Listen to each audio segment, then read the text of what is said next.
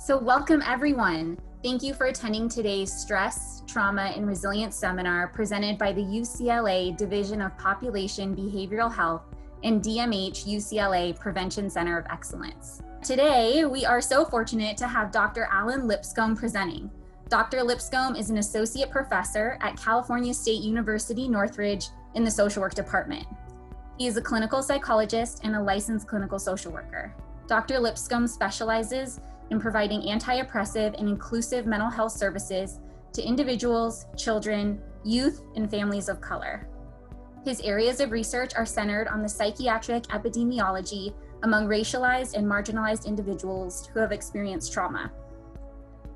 Specifically, Dr. Lipscomb has conducted numerous qualitative research studies on racialized Black identified men across the Black African diaspora, exploring their grief, loss, and complex trauma experiences. Dr. Lipscomb maintains a private practice, conducts local, national, and international trainings, is a clinical consultant and keynote motivational speaker. Dr. Lipscomb is an author of a book titled Black Male Grief, Reaction to Trauma, a clinical case study of one man's treatment. Thank you, Dr. Lipscomb, for joining us today. We are so fortunate for you to present. Thank you. Thank you, everyone at STARS, for inviting me to come out. I'm always eager and excited to be able to present my research and my passion work. So thank you so much to you all. Welcome, everyone who are joining us today. I'm excited to have you all join. One of the things we were just talking about was one of the benefits of this pandemic, if we had to identify a benefit, is that we're able to come together virtually and share information, knowledge, have community, etc., that we probably would not have done had it not been for this. So I'm excited that you all are joining. So with that being said, the title of my presentation today is Black Male Grief Reactions to Traumatic Loss: Increasing Understanding, Healing, and Services Among Black Men in an Anti-Racist and Anti-Oppressive Way. Again, I have Dr. Alan Lipscomb, pronouns he, him, his, and I'm an associate professor at Cal State Northridge in the social work department.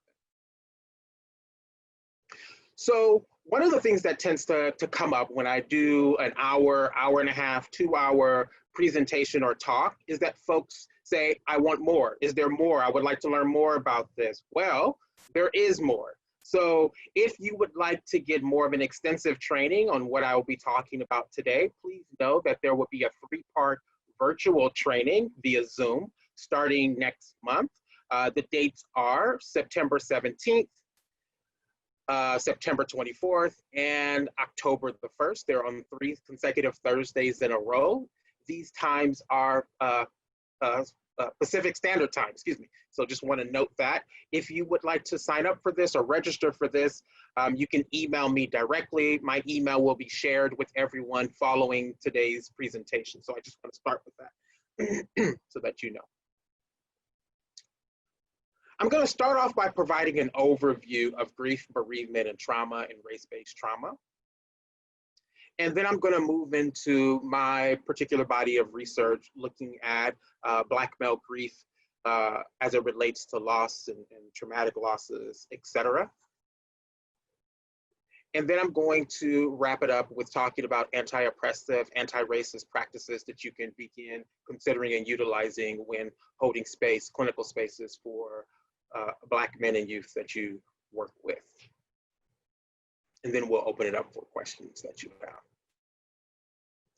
So I want to start off with a definition of grief, because one of the things that I have found early on when I started doing this body of work is that folks tend to use grief and loss and bereavement interchangeably, and I want to have some distinct understanding of the definitions, and when we use those terms, what are we referring to? So what is grief? Grief is the normal and natural emotional reaction to loss or change of any kind.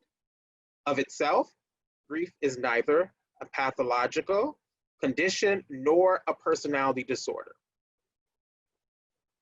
So taking it a step further, grief is the conflicting feelings caused by the end of or change in a familiar pattern of behavior.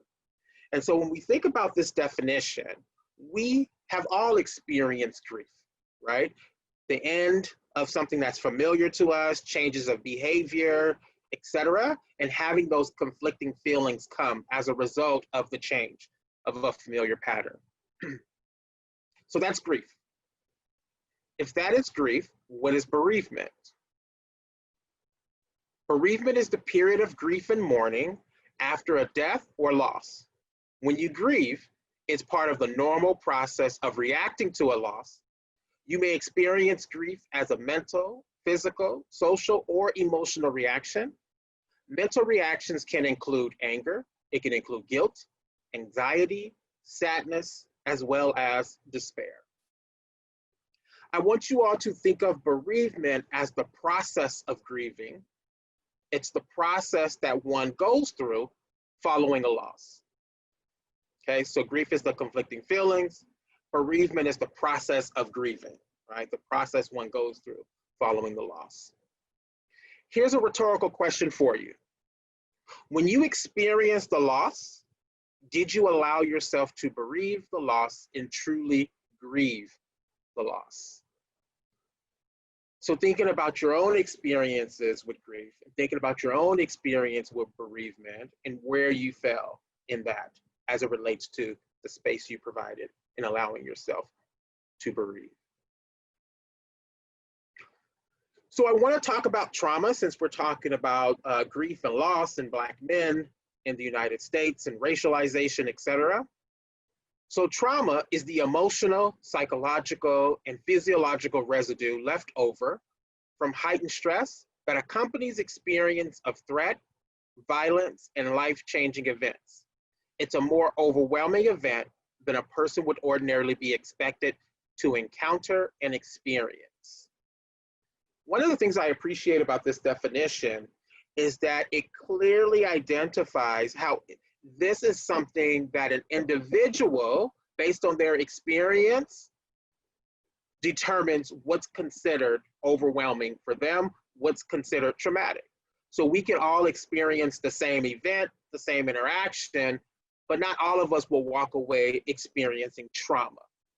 This becomes important when we start to tell folks what is and what is not traumatic for them. When we start to deny or honor what is and what is not traumatic for them, specifically when we think about Black men in the United States. So if we're talking about trauma, we need to talk about race-based trauma. So what is race-based trauma? Experiences of discrimination and racism that lead to a wide variety of psychological problems, including feelings of helplessness, numbing, paranoid-like guardedness, medical illnesses, anxiety, fear, and possibly the development of post-traumatic stress disorder. So Dr. Robert Carter came up with a race-based traumatic stress inventory, if you will, like an assessment scale, if you will, to assess for race-related trauma, race-based traumas. And one of the things he says is that emotional pain and associated reactions to the experiences encounters with racism must be experienced as emotionally painful, sudden, and uncontrollable. So what becomes important is that we're not just thinking about race, excuse me, we're not just thinking about trauma as an event that's happening, we're also thinking about trauma as it relates to who Black men are and how folks experience them based on their phenotypic presentation, based on history and how Black men have been treated in the United States. So recognizing that the impact has an emotional significance on specifically Black men, since we're talking about Black men today, and their mental health and their psyche. So now I want to go into some research interests and some of my research questions, starting with some of the earlier research that I did, and then I'll move through some of the more recent research that I've done around Black male grief. So at my practice, one of the things I started to see and recognize with Black men was, one, they were the #1 population that I was seeing in a private practice setting, which wasn't something that I thought or learned in my programs that would be the #1 population in a private practice setting. But with that, regardless of the referring issue or why they were referred to me, one of the things that I started to notice that was a common theme was loss, and specifically unresolved loss experiences, right? So this was about 8-9 years ago when I started to notice this coming up in the work that I was doing in clinical spaces with Black men. And so what I started to do is I started to look into evidence-based treatment models that talk about providing grief and loss therapy to Black men who are experiencing loss and traumatic losses, et cetera. And so I didn't find anything in the research when I was researching and looking for programs, protocols, et cetera. And so when I started off in my doctoral program, I knew that that was something I wanted to research and study and look more closely at. And so what I was specifically curious about is, how do Black men deal with loss? Who do they go to for support? What are some common feelings that they identified following a significant loss in their life? So I started off with a clinical case study, a single clinical case study. It was a 30-year-old African-American cisgender heterosexual male, was dealing with complex trauma and a recent death of a family member. Came in to address aggression. One of the things that was identified at the time they came in was that the aggression was showing up in the workplace. And so they were encouraged to seek out counseling therapy services to address the aggression. But what I found to be true following meeting with them and assessing was that there was bereavement, there was PTSD playing out as well. So I provided 6 months of treatment utilizing emotion-focused therapy for trauma. EFTT has been studied and been effective with working with couples.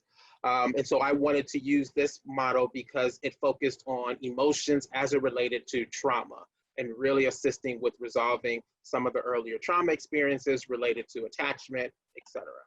So I utilized a critical race and ego psychology theoretical perspective when analyzing this particular case study.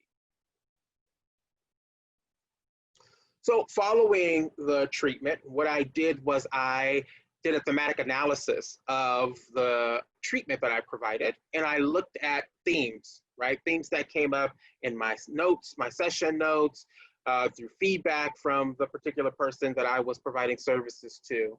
And some of the themes that came up, the more salient themes that came up throughout the course of treatment, was vacillating with this idea around accepting the loss, aggression, withdrawing from spaces and people, and also levels of sadness and depression. So what I decided to do from that initial single case study was to do a follow-up exploratory sequential design research study. So then I wanted to see, how did other Black men identify with some of these themes that came up?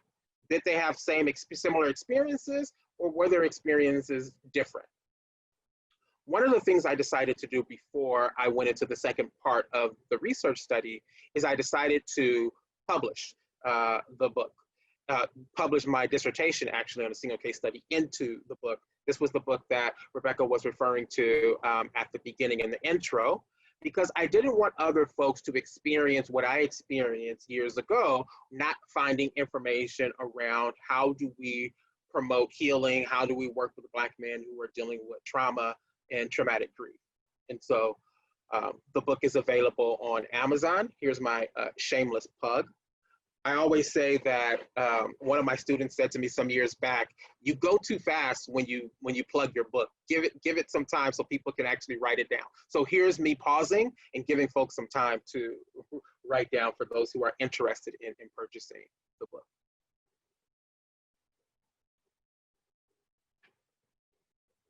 And also the resource will be made available to you to order the book following today as well. So Here are some of the demographics from the folks that I surveyed based on the follow-up study. So I surveyed 289 people. Of the 289 people that were surveyed, 49 identified as white, 51 identified as Latinx, 154 identified as Black or African American, and then of the 154 people, 78 were Black women and 76 were Black men. I had to keep it open longer. I had to get an extension to keep it open because I wanted to get my Black male numbers up. And one of my biggest recruiters, shout out to Black women in the space, they get the Black men to participate in my surveys. So thank you so much for sharing and getting Black men to do that. And this was about 7.5 years ago when I did this particular study. So now, since people know I'm the Black male researcher, grief researcher, it's not hard for me to get Black men now to participate in some of the studies. The mean age was 33 years old. I utilized snowball and purposeful sampling. So I asked some demographic information, gender, ethnicity, race. And then I also wanted to know this question related to some of the questions that I posed earlier. How do you respond to a significant loss in your life? Who do you go to when you have experienced a significant loss? Initially, when you were told about the loss, did you cry? There's a lot of narrative and stigmas around, do men cry? Do Black men cry? Do they show emotions, etc.? So I wanted to ask specifically about that. And then which of the following options best describe how someone close to you would identify your reaction to a significant loss? So I wanted to ask Black men not only intrapersonally how they identify their experiences with loss, but I also wanted to know interpersonally. How do you think other people experience you following a significant loss? So that was the reason why I wanted to ask those specific questions from the Black man's perspective. So for the sake of this research presentation, I am going to share how Black women responded to the questions in the survey, and then I'm also going to compare it to how Black men responded to the survey. So how did you respond to the significant loss in your life? And this is for Black women. The options were with aggression, with sadness, despair, with acceptance. So remember, these are the themes that I took from the clinical case study. Okay? And so what we saw as a response to that from the Black women, 53% reported with sadness and despair. Okay, so how do you respond to a significant loss? Black women said sadness and despair by and large. And so for this moment, I want you to take notes of how the Black women responded to this so that when we compare how Black men, you can see some of the differences. Okay, and then followed by 45% with acceptance. Who did you go to when you experienced a significant loss? The options were parents, your spouse partner, your close friends, your grandparents, your sibling, or there is no one. Okay. The highest for Black women, 57% reported that they went to their close friends for support following a significant loss in their life. Okay, followed by 35% with spouse partner. Okay, and then siblings. Okay, so again, close friends, 57% was number one. Number two, 35% spouse partner, and then number three, siblings. Okay, with 30%. Initially, when you were told about the loss, did you cry? By and large, 76% of Black women said, yes, I cried. Okay, which of the following best describes how someone close to you would identify your reaction to a significant loss? The options were tearful, angry, withdrawn, with acceptance, none of the above, or all of the above. And so what we saw by and large for Black women, we have 38% report, 54% reported tearful as number one, and then followed by 38% was withdrawn. Okay, so tearful is number one, and then withdrawn is number two. So now let's take a look at how Black men who participated in the survey responded to the exact same questions. How did you respond to a significant loss in your life? The options again were with aggression, with sadness and despair, or with acceptance. What we saw, 60% reported with acceptance, okay, with acceptance. So just kind of note that to the side, because I was blown away when I looked at the data and saw 60% reported that they accepted it, okay? And then followed by with 33% with sadness and despair. Who do you go to when you have experienced a significant loss in your life? The options again were your parents, your spouse partner, your close friends, your grandparents, your siblings, or there's no one. So what we saw, 40% of the Black men responded and stated that they went to their parents, right? They went to their parents. Followed by close friends, right? 37% reported that they went to close friends. And then 29% reported that they went to their spouse partner. So again, 40% parent, followed by close friends, and then followed by spouse partner. So if we're comparing, right, the difference between how Black women responded to the survey and then how Black men responded to the survey, you see who they reported that they go to following a significant loss. Initially, when you were told about the loss, did you cry? 59% said yes. Yes, they cried. Again, which of the following best describes how someone close to you would identify your reactions to a significant loss? So we had tearful, we had angry, we had withdrawn, we had acceptance, none of the above, all of the above. And what we saw by and large, around 43% was withdrawn. So they reported how they respond to a significant loss is with acceptance. How they reported how someone close to them would identify how they responded, they would say withdrawn. Okay? So very, very interesting to see the difference, and then followed by tearful and acceptance. So when looking at Black men's grief reaction from this particular study, the most common reactions that were identified was withdrawn and acceptance, right? Withdrawn based on how other people would see them responding, and then acceptance based on them. But it begged the question for at least me, maybe you all don't share the same interest regarding what does acceptance look like, right? I'm like, what do you mean you're accepting it? That's not what I'm seeing in clinical spaces, right? So it makes you think, are Black men more likely to accept a significant loss because of expectation, socialization, gender roles, et cetera, Do Black men just cope better when it comes to loss than compared to Black women who completed this survey, which I doubt, right? But again, it begs the question around acceptance. What does that look like? So that started continual research for me. Quote, before we can begin to study the Negro intelligently, we must realize definitely that not is he affected by all the varying social forces that act on any nation at his stage of advancement, but that in addition to these, there is reacting upon him the mighty power of a peculiar and unusual social environment, which affects to some extent every other social force.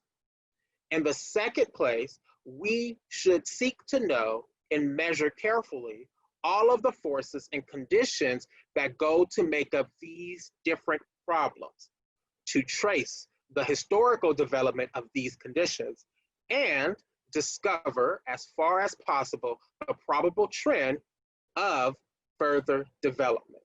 And this is by W.E.B. Du Bois, The Study of Negro Problems. So trace the historical development, that's exactly what I decided to do, is trace it as it related to acceptance.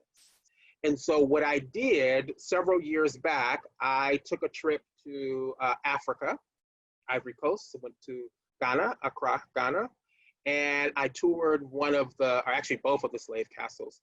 And I wanted to go in with this lens of understanding traumatic grief among Black men, but tracing it back to African slaves. And so what you see here is a video that I took footage of the sale of no return for the African male slaves who resisted. They were put into this cell and left there to die. If they resisted being captured, being taken, being sold, etc., they were put in this cell. And there's a separate cell for African women as well. So this was for the African men. So what I decided to do, in addition to looking at that, I also wanted to look at other historical experiences of Black men being forced to accept conditions that were traumatic, that were rooted in loss experiences, so on and so forth. And so when we start to look and we start to trace, right, the history specifically of Black men being forced into situations and conditions, we start to better understand and look at trauma and traumatic grief from a historical lens that is nothing new to 2020.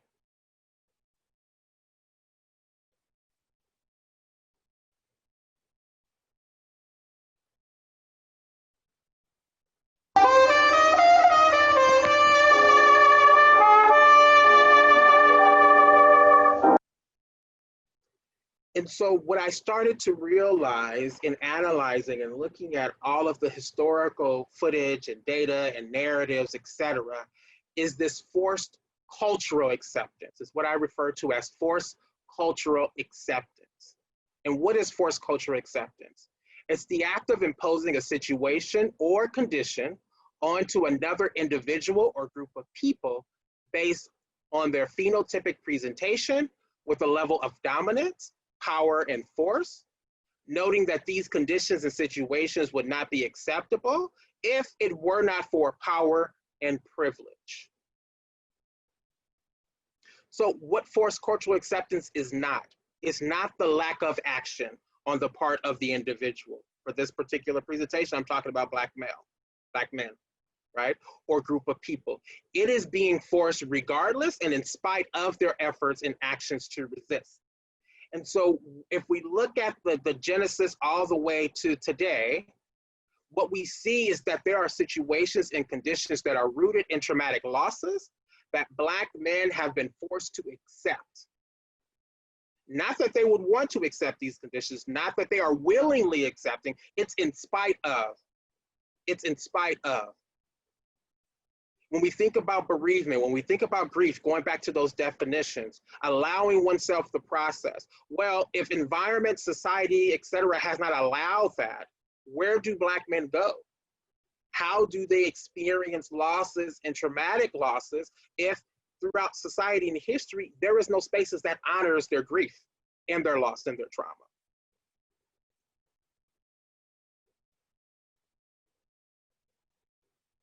So what about other types of losses that impact Black men? Well, specifically, I'm talking about Black male racialization, right? Racialization. Racialization is a loss experience. What is racialization? It's to impose a racial interpretation, to categorize or differentiate on the basis of membership in a racial group. What gets lost when you become racialized or when you have your first racialized experience is loss of autonomy, realizing that you can't move the way you want to move because of who you are, because of how folks may kill you, see you, etc. Loss of differentiation, right? Seen as the same as other, right? Black men, etc., and individuation, right? Again, this is by the larger society. And so what becomes attached to Black identity, Black male identities from the larger society is to be feared, uneducated, a threat, criminal behavior, et cetera. So recognizing that I see this as a loss experience. And for many folks, it happened in early childhood when they experienced being racialized or adolescence. One of the things that becomes important when we're talking about racialization is self-object need. It comes out of object relations theory. Self-object need is the need to be affirmed and validated in ways in which you have been affirmed and validated throughout your life, right? So if I've been seen as a positive person, smart, educated, great personality, etc., that builds my self-object need, right? And so I have that level of confidence because I've always been affirmed and validated that way, right? But what happens when you have had negative racialized validations or invalidations experience, seen as a threat, seen as uneducated, etc.? That becomes the self-object need. And so when other folks begin to experience you differently in a positive way, sometimes what tends to happen is we resist the validation, the support in a positive way because it goes against the self-object need of how I've been affirmed and validated before or lack thereof. This becomes important for my clinical folks in the space who maybe you're working with a Black male or a Black youth and you are validating them and supporting them, but they are resisting the validation, right? They are bucking the validation, not in a conscious way, but in an unconscious way because they've never experienced that validation possibly before. So it's hard to believe it and receive it because it goes against the self-object need. How does that change? By consistently being validated and affirmed in positive ways and spaces, which can also be healing in and of itself. So what we're talking about is deep-rooted losses that are experienced by Black men. And so when we talk about and we're trying to understand Black male grief reactions to traumatic losses, know that there are many losses that has been experienced throughout history and also ongoing throughout their lived and living experiences. So recognizing loss of stability due to trauma, loss of health or impact of their health due to racism and trauma, loss of autonomy due to profiling, loss of freedom due to being targeted, loss of choice due to discrimination, loss of life due to controlling and policing Black bodies and Black people, just to name a few. So this is Stephon Clark, and many of you may be familiar with Stephon Clark. In 2018, he was murdered by Sacramento police officers in the backyard of his grandmother's home. This is an autopsy picture. There were 20 shots that were shot at Stephon Clark. Of the 20, 8 bullets actually penetrated his body. And so you can see here in the autopsy picture where and which locations did it penetrate his body. So one of the things I decided to do right after that happened, that following weekend, I decided to submit an IRB proposal to do what is referred to as rapid research study. Rapid research is collecting data as the phenomenon is unfolding and happening. So within 2.5, 3 weeks, I got it approved through my institution to conduct this research. And so the aim of this study, this qualitative study, was to explore the secondary experiences of Black men in the United States who heard, read, or viewed the fatal shooting of Stephon Clark by the Sacramento police on March 18th.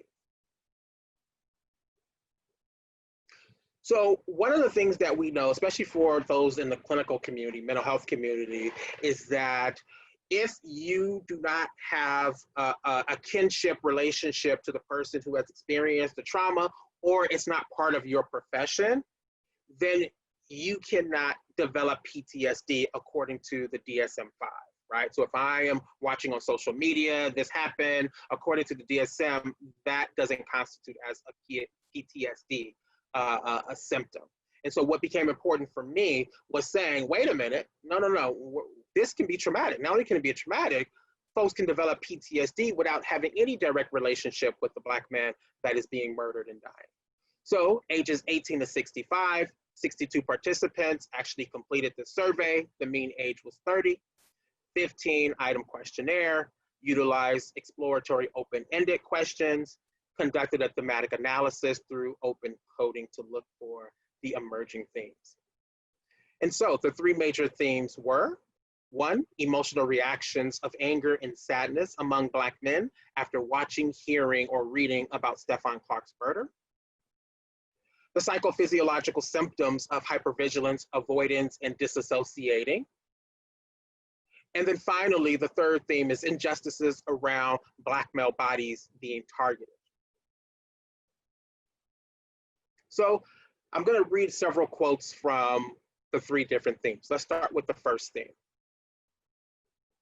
So Carson stated, quote, anger at first, it was disbelief. Then the anger took over as I remembered the many others before Clark and still is going on. Jumping down, Keith, quote, angry that another innocent unarmed man was robbed of a successful life he began, hopefully changes comes. Okay, now mind you, this is 2018, so just catch the foreshadowing for what we came to this year. And then Alvin, jumping all the way down to the bottom, outrage. This is becoming an epidemic, and sooner or later will hit closer to home than I am ready for. With the second thing, psychophysiological symptoms, hypervigilance and avoidance. Samari, my guard is up daily. Jumping down to Sean, I have to watch my back everywhere I go in Sacramento. And then jumping down to Omarion, I don't feel safe even in my own home. Okay, so again, the impact, the feelings, and what's coming up for Black men who are watching, hearing, reading about specifically Stephon Clark's murder. And then the third theme, injustices around Black male bodies being targeted. Jason, concerned of being stereotyped as a threat. Najir, you can be shot by police not because you're doing something illegal, but just because you're Black. Craig, fear for my son. I try to prepare him, but I feel he is naive to the dangers of being Black in America. Terrence, when will they stop killing Black men? And then Lawrence, yes, whenever I travel, I'm fearful that I will be targeted for no cause or no reason. And then one more quote that I thought was pretty profound, which related to how I decided to title this article when it got published, before it got published, was, quote, it's a shame that a man can be gunned down in his own backyard for no reason. I've seen videos where police made an extra effort to de-escalate a situation, but it seems overwhelmingly Black males are not given that courtesy. It feels like we are being hunted.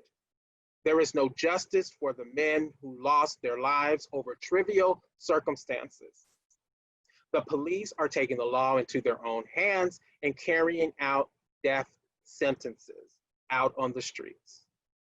Okay, so again, this stood out to me.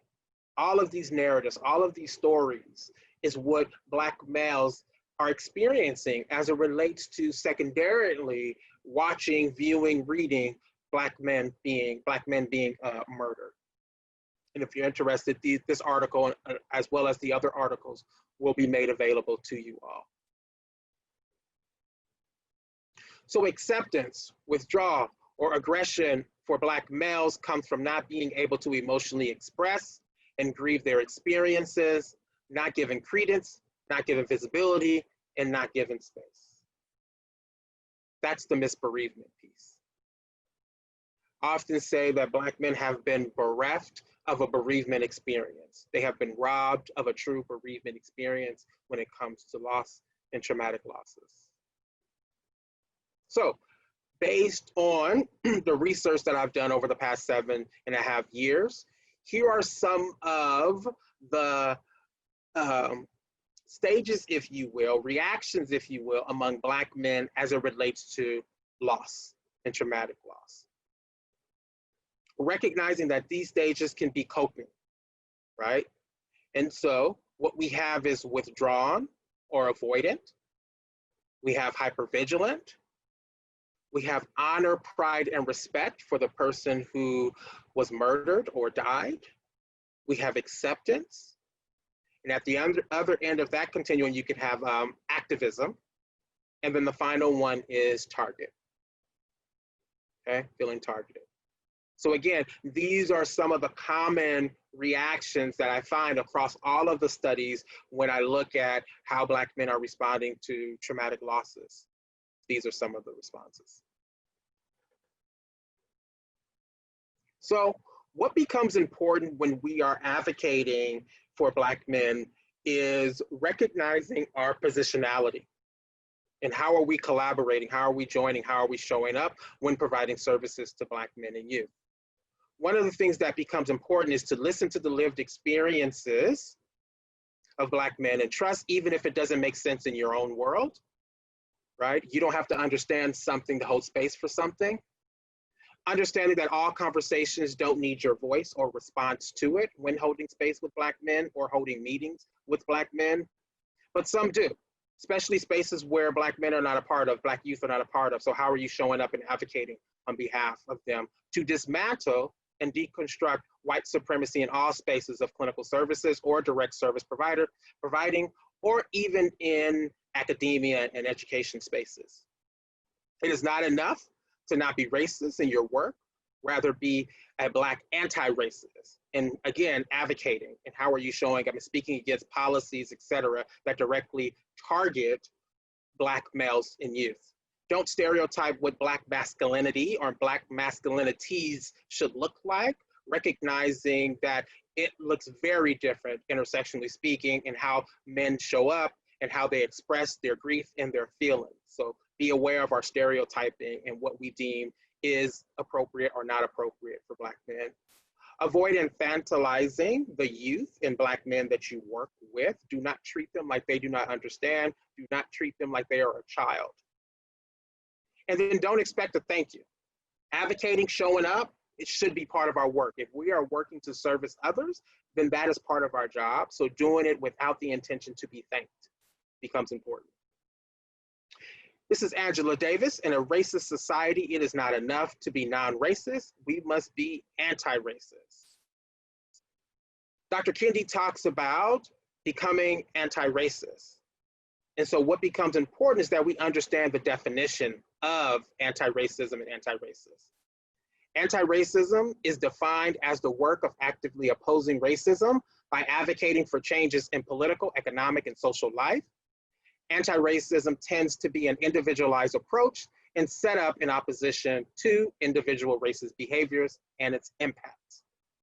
An anti-racist is someone who is supporting an anti-racist policy through their actions or expressing anti-racist ideas.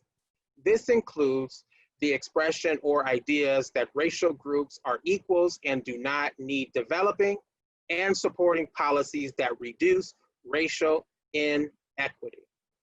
Again, if you want to read more about it, I recommend you get his book, How to Be an Anti-Racist. I'm going to fast forward because I see we are running out of time. So a few more minutes. What is anti-Black or anti-Blackness, right? There is two parts, right? Formation that both voids Blackness of value while systematically marginalizing Black people and their issues. The first form of anti-Blackness is overt racism, which we've been seeing. And then beneath this, anti-Black racism is the covert, structural, and systemic racism, which categorically predetermines the status and treatment of Blacks in this country. The structure is held in place by anti-Black policies, institutions, and ideologies. So again, what becomes important is not only naming it, but actively addressing policies, et cetera, that directly target Black folks and their success in spaces that you are working in and for. So anti-oppressive practice, what is it?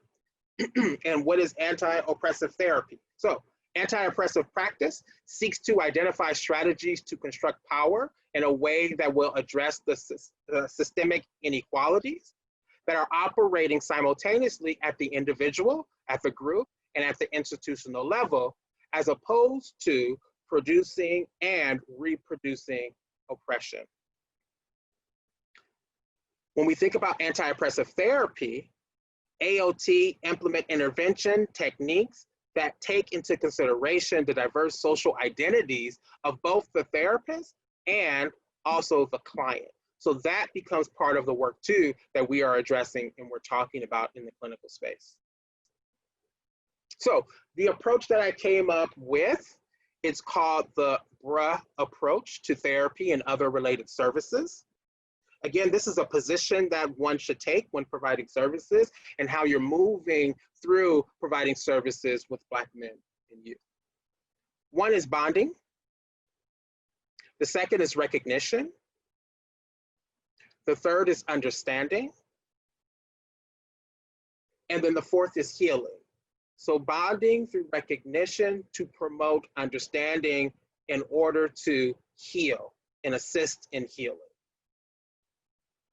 So taking it one step further, bonding, building the trust in the space by being consistent in how you show up in front of them and also how you show up when they're not even in the space, right? It also entails pacing yourself and checking your anxieties and discomforts around what they are bringing forward and sharing as it relates to their lived and living experience. The recognition is their experiences of complex trauma based on who they are intersectionally speaking, the loss or losses and grief and bereavement process, and honoring those experiences. Understanding, not understanding what it's like to be a Black man, but understanding who you are, your privilege, your power, your positionality in the space. Also understanding oppressive systems rooted in Black racism and how they are coping with them the best way they know how. And then finally, the healing through holding space, through validating, through fostering community connection or reconnection with community, building on protective factors and resiliency, and utilizing cultural practices, beliefs, etc., that are congruent and really speaks to who they are as Black men and Black youth. The goal is to facilitate integrated levels of healing, holistically speaking, how it rings true for them, and really connecting them to mind, body, spirit, spiritual healing. Again, what that looks like and how that feels to them. One of the things that I say that this model comes out of is what I refer to as honoring-based practice, right? It's not evidence-based practice, it is honoring-based practice because we are centering and honoring the Black male experiences and they determine if we are effective. The evidence we need is from them, right? They let us know how we're showing up and how we're providing the services and if it's effective and really speaking to them in a way that's not harming them. So let's see, how am I doing with time? Okay, so one of the things we want to avoid is taking away their coping, right? Coping that protects them, right? So one of the things I talk about is when we're in sessions with Black men, they may be on guard. They may be alert to their surroundings. That's protective. They've learned that I need to watch my back. They may be slow in sharing their truth. That's safety, that's protection. They may shield their emotions from others. Right? Reacting as a form of protection. Resistance around change. Knowing that do not pathologize this is coping behavior. And so while we're in session, we may want to hang it to the side, but we want to give them back their coping because that's something they have learned that works for them to keep them safe and alive in the streets and in communities. So we want to honor their armor. In closing, not everything that is faced can be changed, but nothing can be changed until it is faced. That's by James Baldwin. All right, this is my information. We are now going to open it up for questions. If you would like more training on this, please email me. I do have a 3-part training coming up in September for those who came in late, and I can send you that information as well. Feel free to follow me on social media. And Rebecca, questions? Hey, Dr. Lipscomb, thank you so much for that incredible presentation. We are going to answer a couple questions now that were submitted during the Q&A. So just as a heads up for the audience, during this time, the chat feature is going to be turned off. So please submit your questions in the Q&A box as they come up. So our first question is, how do you psychoeducate clients on historical and transgenerational trauma? And do you have any recommendations for mental health providers to read regarding these subjects? So I really look to resources that are already out there and literature that's already out there.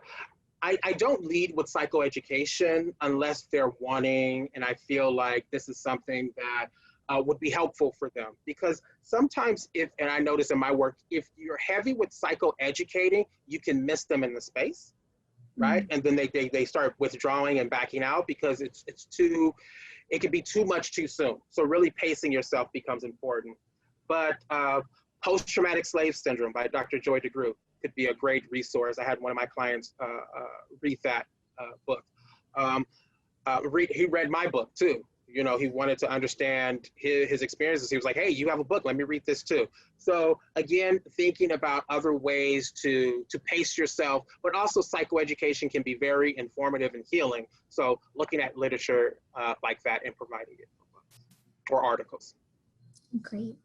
Another question popped up. How have you been able to simultaneously manage holding your institutions accountable for operating from an anti-racism lens while also providing treatment? So I'm in private practice, so I don't work for an institution in that regard. But through the academic setting where I work, it's having conversations. One of the things that I am very proud of is being unapologetically a Black male researcher. And because I'm a Black male, Black scholar, Black clinician, et cetera, my Blackness always enters the space. And also what becomes important is those who call themselves allies also having this conversation. It's not enough for me to be the Black male, the token Black male that's pushing the institution, the department, the program to do this. It's important that everybody recognizes we all need to be doing this work if we're trying to be anti-racist. So having conversations, right? Being brave enough to have those conversations and continue to have those conversations, but not being burdened by the only one having the conversation. Again, allyship becomes important. How do you navigate honoring armor while not reinforcing use of maladaptive coping skills that are interfering with the client's relationships, occupational space, or personal growth? Nice. So one of the things that I often do is I will say, I just want to hang this to the side. I want to put some of this to the side. The armor is what I'm referring to. And then I may ask and say, you know, tell me how being on guard has helped you, has worked for you.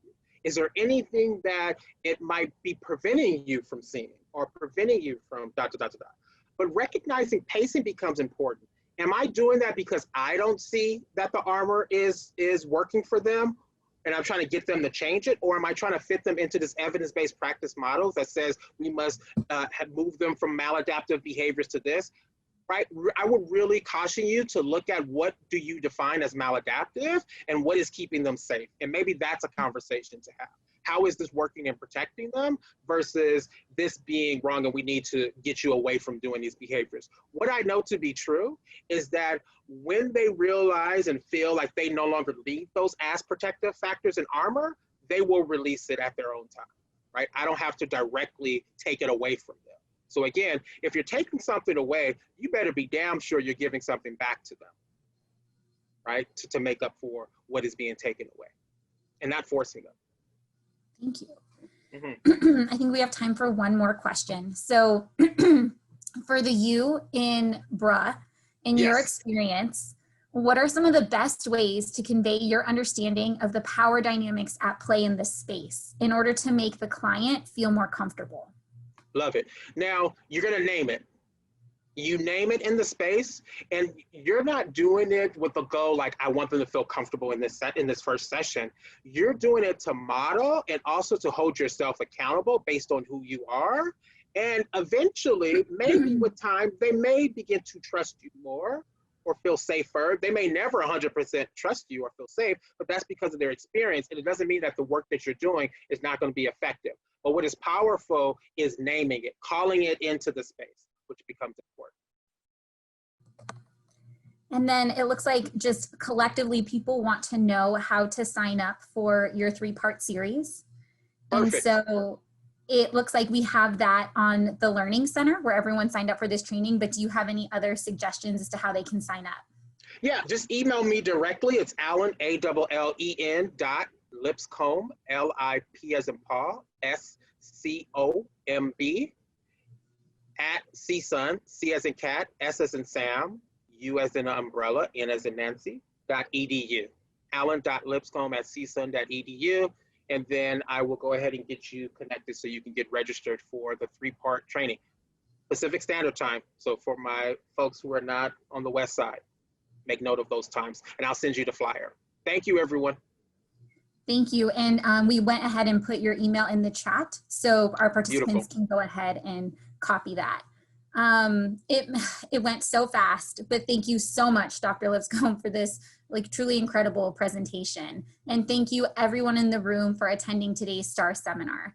For more resources around community trauma and resilience, please explore the Wellbeing for LA Learning Center.